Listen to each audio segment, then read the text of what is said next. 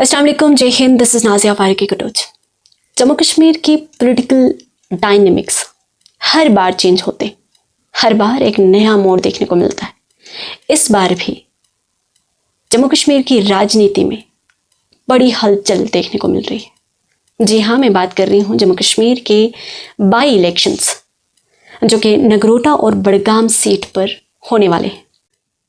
इस by elections के दौरान जम्मू कश्मीर की सियासत में, जम्मू कश्मीर की सियासी दावपेच में कुछ ऐसे पहलू सामने आए, कुछ ऐसी चीज़ें सामने आई जिनकी वजह से कई सारे सवाल जो हैं वो उठते हैं।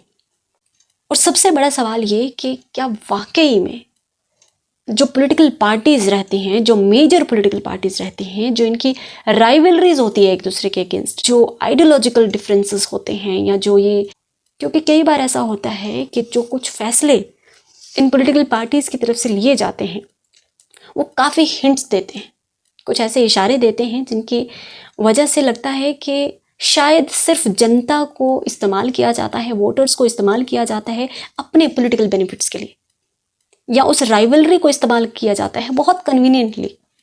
जहाँ पर लग रहा है कि हमें फ़ायदा हो रहा है तो दुश्मनी निभाते हैं, तो जहाँ पर लग रहा है कि हमें फ़ायदा नहीं हो रहा है दुश्मनी नहीं, फेवर्स देते हैं, जैसे अभी हो रहा है। मैं स्पेसिफिकली मेंशन करना चाहूँगी नगरोटा सीट के बारे में। एनसी के अकॉर्डिंग वो बीजेपी की बहुत बड़ी दुश्मन है। एनसी कभी नहीं चाहेगी कि बीजेपी कोई सीट्स ले, और वहीं दूसरी तरफ बीजेपी भी बहुत बड़ी दुश्मन है एनसी की। पॉलिटिकल दुश्मनी की अगर मैं बात करूँ तो दोनों ही कट्टर दुश्मन हैं और दोनों ही ये चाहते हैं कि दूसरा हार जाए। पर इस बार नेशनल कॉन्फ्रेंस के एक फैसले ने ये सोचने पर मजबूर कर दिया कि क्या वाकई में वो ये चाहते हैं कि बीजेपी जो है वो नगरोटा की सीट ना जीते, क्योंकि ऐसा दिख नहीं रहा। काफ़ी एविडेंट था जिस तरह से उन्होंने फैसला लिया अपने कैंडिडेट को मैदान में लाने का।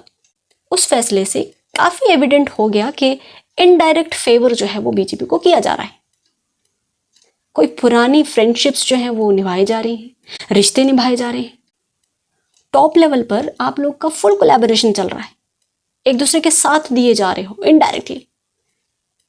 और बाकी जो बॉटम लेवल है वहां पर आपने compete करने को लगा रखा है। आप लोगों के पॉलिटिकल डिफरेंसेस की वजह से आम जनता, हम जैसे लोग, हम लोग अपने रिश्ते, अपनी दोस्तियां नहीं निभा पा रहे। हम लोग compete कर रहे हैं विचारों से, सोच से, आइडियोलॉजी से। हम लोग पागलों की तरह लड़ रहे हैं और आप लोग रिश्तेदारियां निभा रहे हैं, पुरानी कोई दोस्तियां उमड़ पड़ रही हैं आपकी। और आम जनता जो अपनी दोस्तियां तोड़ बैठे हैं उनका क्या? आम जनता जो अपने रिश्ते तोड़ बैठे हैं आप लोगों के डिफरेंसेस के चलते, उनका क्या? आप लोग को तो उनसे कोई मतलब नहीं है, आपको तो सिर्फ अपनी सीट चाहिए ना। तो ये ढोंग मत रचिए, लोगों को बैफल करने की कोशिश ना करें, हर बार की तरह आप लोगों को मूर्ख ना बनाएं। बड़े कन्वीनियंटली आप लोग सीट चूज करते हैं, जहां पर आपको लगता है कि ये दुश्मनी यहाँ पर हमें फ़ायदा दे रही है तो वहां पर आप दुश्मनी कंटिन्यू करते हैं। जहां पर आपको लगता है कि दुश्मनी से फ़ायदा नहीं है, हमारी कुर्सी जो है वो बनी रहनी चाहिए, हमारे जो है पावर जो है वो हमारी बनी रहनी चाहिए, चलो हम इधर थोड़ा लेवरेज दे देते हैं। ये सब चीज़ें ना करें आप। नेशनल कॉन्फ्रेंस पहले से जानते थे कि नगरोटा सीट में अगर वो अकॉर्डिंग टू देम वो पॉलिटिकल दुश्मन हैं बीजेपी के, तो उनको चाहिए कि बीजेपी तो वो सीट ना जीते, तो वो तो हर पॉसिबल कोशिश करेंगे ना बीजेपी को हराने की। तो अगर वो इंडिया अलायंस का पार्ट है तो उन्हें पता है ऑलरेडी इंडिया अलायंस के एक पार्टी, एक नेता, एक दिग्गज नेता उस फील्ड में पिछले 1 साल से काम कर रहे हैं, मेहनत कर रहे हैं, तो उनका फर्ज बनता था रूल वाइज कि वो उनकी सपोर्ट करते, क्योंकि एट द एंड उनका अल्टीमेट गोल तो बीजेपी को हराना है ना। तो आप उनको सपोर्ट कर देते अपना कैंडिडेट उतार कर, जबकि आपको क्लियरली पता है कि आपका कैंडिडेट वहां से विनर तो नहीं होगा, जस्ट वोट तोड़ेगा। तो आप इनडायरेक्टली किसको फायदा दे रहे हैं? बीजेपी को।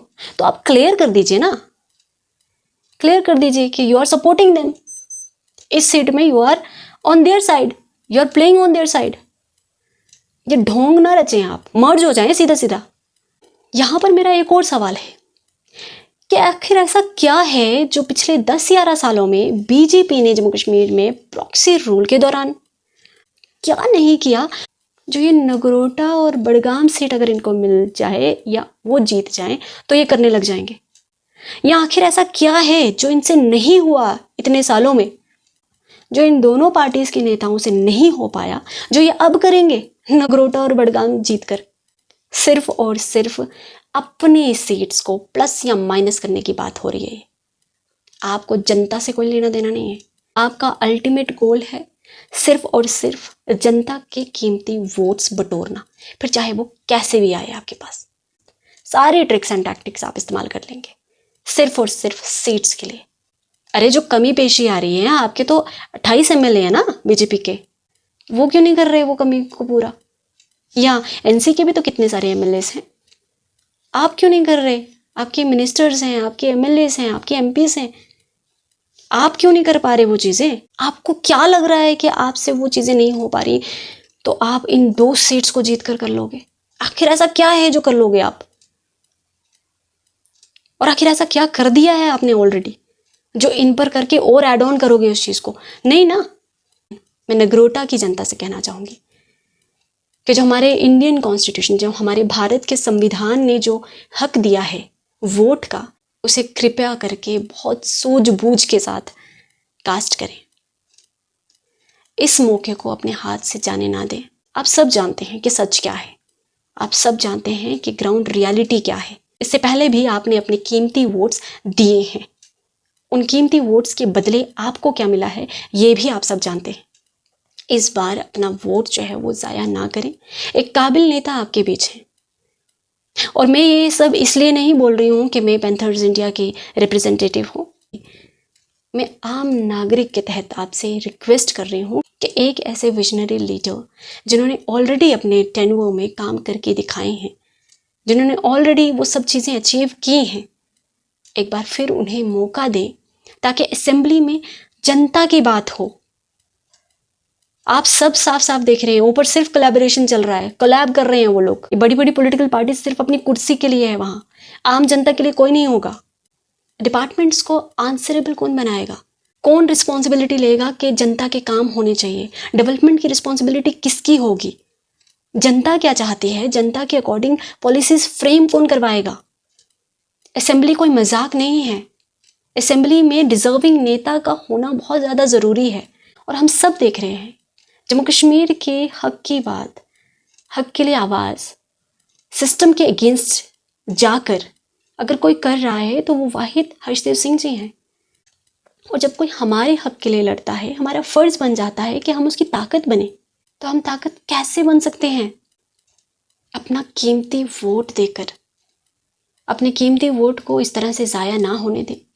रिक्वेस्ट करना चाहूँगी नगरोटा वासियों से कि बाकियों की तरह ये गलती ना दोहराएं। नेता जो विजन रखते हैं, जो इस काबिल हैं कि वो उस असेंबली में बैठकर हमारी रिप्रेजेंटेशन कर सके, आपकी रिप्रेजेंटेशन कर सके, उन्हें एक मौका ज़रूर दें। धन्यवाद।